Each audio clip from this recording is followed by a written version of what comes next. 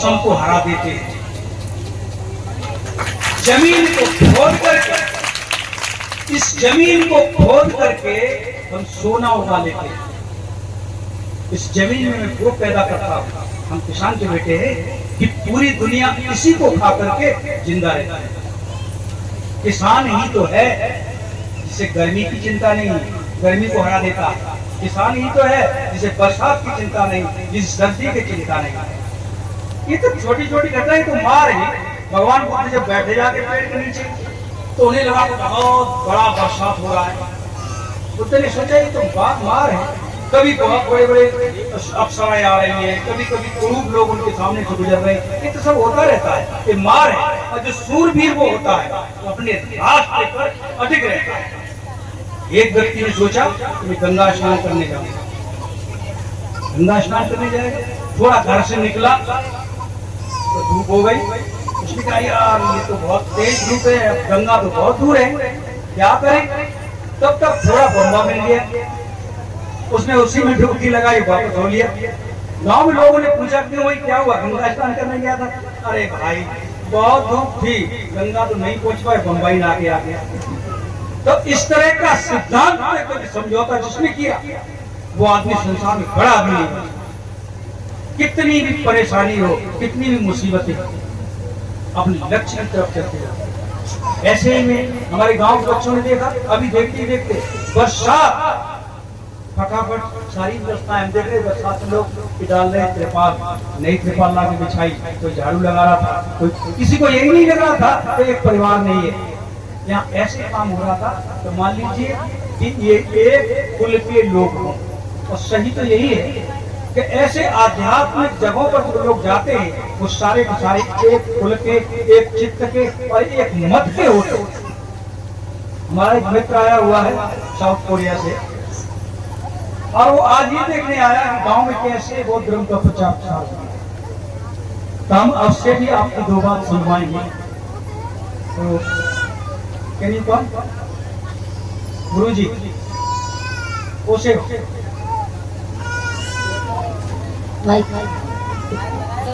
ये तो कितना दूर है? कोरिया का नाम कौन कौन सुना है? कोरिया का नाम सुना आप लोगों? यहाँ से कितना दूर है? बहुत दूर। कौन से महाद्वीप में? एशिया महाद्वीप। इनके यहाँ की बहुत सारी चीजें, इनके देश का सैमसंग फ्रिज, सैमसंग के मोबाइल, एलजी कंपनी, सैमसंग, देवू, हुंडई, एलएस, पोस्को, दुनिया की बड़ी बड़ी कंपनियां।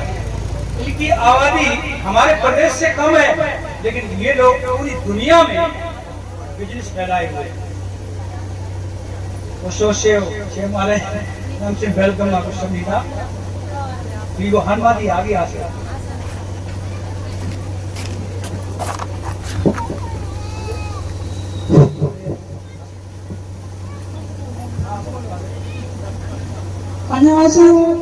नमस्ते कह रहे हैं। नमस्ते। ये कोरिया के बनते हैं। आज आप लोगों से ऐसे गांव में और भगवान बुद्ध की कथा में मिलकर के बहुत प्रशंसा होती है।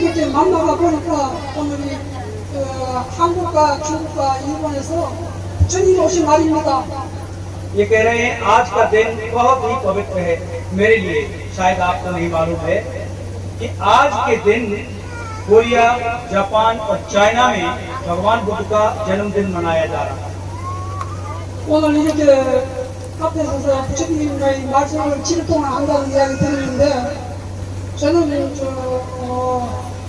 한국에서 스님도 했지만 인도에서는 잘 몰랐습니다. 그런데 올해 한 1년 동안 마량하면서 많이 느꼈습니다. ये कह रहे हैं मुझे तो कभी पता नहीं था इस तरह से कभी भारत में जाकर के ऐसे लोगों के बीच में भी मुझे जाने का मौका मिलेगा और मिलने का मौका मिलेगा। हम 1 साल पहले से भारत में आए हुए हैं।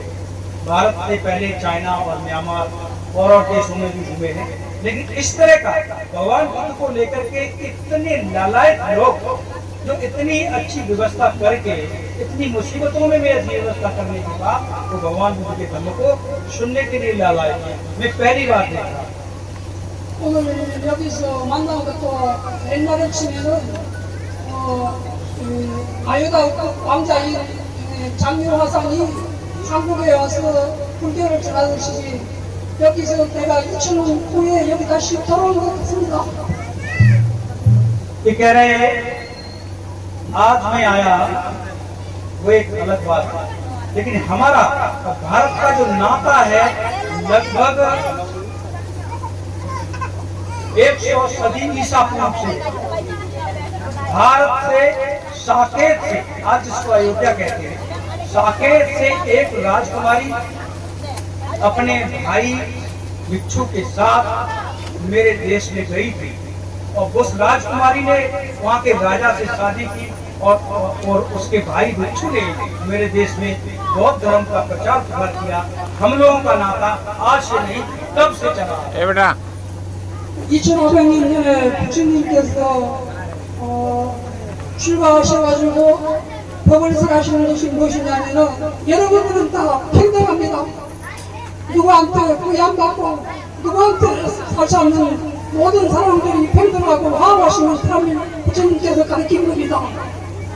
कह रहे हैं कि आज से 563 ईसा पूर्व बुद्ध पैदा हुए और तब से लेकर के उनका जो ये उनकी जो शिक्षाएं आज भी आप लोगों के बीच में विद्वान है, विद्वान है, मतलब बची हुई है। ऐसा देख करके मेरा हृदय जो है ना काफी द्रवित हो रहा है। किस तरह से 563 का मतलब है 2500 साल पुरानी शिक्षाओं को यहाँ के लोग किस तरह से फॉलो करके रखे हुए। 제가 20년 전에 인도 왔을 때의 풍경과 지금 20년 지난 풍경이 많이 변했습니다. 그때는 차도 없는데 지금은 집집마다 차도 있고 경제가 발전한 것 같은데 지금 가장 문제된 게 뭐냐면 환경 문제입니다. 여러분들이 차를 갖고 과자만 먹고 비료를 묻히면 좋은데 지금 그것을 관리를 하지 않으면 여러분들은 더 힘든 일을 살 수도 있겠습니다.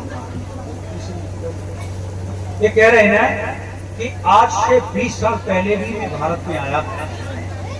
आज से 20 साल पहले जब मैं भारत में आया था तो उस समय की भारत की स्थिति बड़ी वैसी थी, लेकिन आज जब मैं आया इस बार जब मैं आया तो मैं देख रहा हूँ लगता है कि ज्यादातर लोगों के पास कारें हैं, पक्के घर हैं। 20 साल की अपेक्षा मोटरसाइकिलें हैं, रोड भी अच्छे हो गए, लेकिन एक चीज बिगड़ रही है। वो क्या है? वो है एनवायरमेंट। बहुत सारा पोल्यूशन, अभी जो बहन कह रही थी ना, बहुत सारा पोल्यूशन है, बहुत सारा लोग कचरा निकाल रहा है, बहुत सारी चीजें ऐसी हैं जो हवा में प्रदूषण आ रहा है। भगवान बुद्ध की शिक्षाएं इन सबको उज्जवल बनाती है। भगवान बुद्ध की शिक्षा और पूजा के साथ साथ अगर आप सब लोग इन पर भी ध्यान दीजिएगा तो आने वाला युग बहुत अच्छा होगा। 오늘 이렇게 투자하는 것도 보면은 바로 부처님 법을 설하는 것이 바로 이 환경 문제와 관계 있습니다. 그리고 여러분들은 각자의 욕망에 사는 것이 아니라 그 삶을 행복을 찾아야 되는데 욕망은 끝이 없습니다. 여러분들이 재산이 많고 잘 산다 하지만 그것보다 여러분 스스로가 행복해야만이 잘 사는 겁니다. बंदे जी कह रहे हैं कि आदमी का जो जन्म हुआ है किसके लिए हुआ? अच्छे से जीवन बिताने के लिए, शांतिपूर्ण जीवन बिताने के लिए, सुख से जीवन बिताने के लिए, भाईचारा, करुणा और अमन चैन के साथ जीवन बिताने के लिए मनुष्य का जीवन। इस मनुष्य के जीवन को हम वैसे ही बिताएं जैसे एक मनुष्य जीता है, मनुष्य को सुख मिलता है। इसके लिए बहुत सारी चीजें हम लोग कर रहे हैं। इसके साथ साथ सबसे बड़ी विकराल समस्या जो आ रही है वो एनवायरनमेंट की है, वो पर्यावरण की है। पर्यावरण की समस्या पर हमको मिलकर के ध्यान देने की आवश्यकता है। 여러분들이 부처님 법은 다름이 아니고 여러분들이 각자의 삶에 잘못된 것을 지적한 것을 만드는 것이 부처님 법입니다. 그러니 여러분들이 탐진 삼독을 예해가지고 행복한 바른 견해로 살아가는 사람이 되었으면 좋겠습니다. भगवान बुद्ध की जो शिक्षाएं हैं वो कोई कहो वैसी नहीं है कि ये करो वो करो, ऐसे करो, इधर करो, उधर, ऐसा नहीं है। भगवान बुद्ध की शिक्षाओं का मूल सार जो है खुद और दूसरे को सुखी होने का मौका देना। तो हम खुद सुखी रहे और दूसरों को भी सुखी होने का मौका दें, मदद करें, जिसके माध्यम से लोग सुखी रहते हैं। ये भगवान बुद्ध की शिक्षा है। 오늘 이렇게 부자하는데 왔는데 앞으로 7일 동안 도사스님의 말을 잘 듣시면서 부처님들을 잘 배워가지고 실천을 하시기 바랍니다. 이상입니다. कह रहे हैं कि आज मुझे बड़ी प्रसन्नता हुई और यहाँ पर जो ये शास्त्री हैं और इनकी टीम है, इनकी ठीक से आप लोग सेवा करनी है। और इसके साथ साथ मैं अपनी बात को विराम देता हूँ। कभी मौका मिला तो आप लोगों से फिर मुलाकात करेंगे। बहुत बहुत धन्यवाद।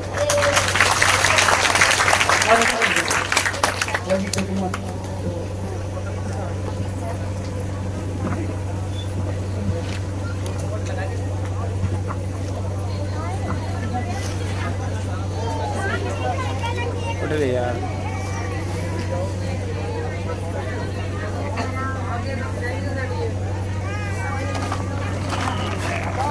बात नहीं बन रही ये नोड़ा है रही है।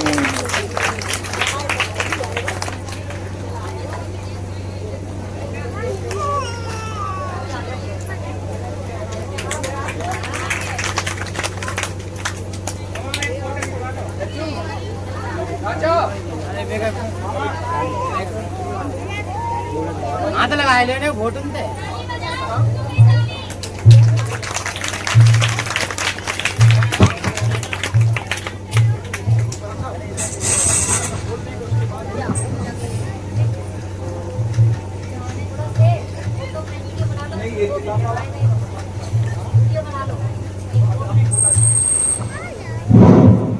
हेलो, सभी लोग सुने। ये कल किताब की सूची बताई थी, किताब जिनको दी जानी है मैं बोल रहा हूँ अभी।